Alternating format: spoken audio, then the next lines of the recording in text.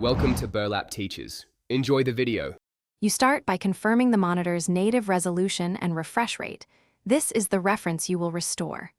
Open display settings and set the recommended resolution, then match the GPU output to the same refresh rate. If you see only low options, check the cable.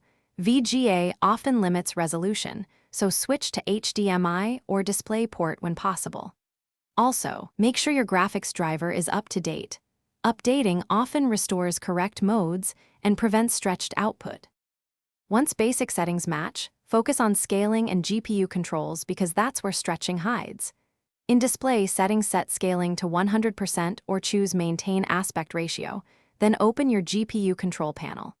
Create a custom resolution only if native options are missing and adjust timing parameters carefully. Front porch, sync, and pixel clock matter.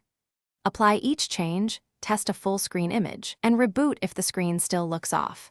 This ensures the GPU and monitor handshake correctly. Finish by resetting the monitor to factory defaults.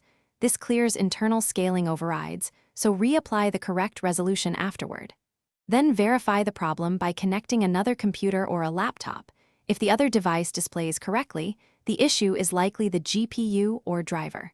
If it stays stretched, swap cables or adapters to rule out signal conversion problems. If none of that works, contact the manufacturer with model and firmware details. That gives them the info needed for further fixes.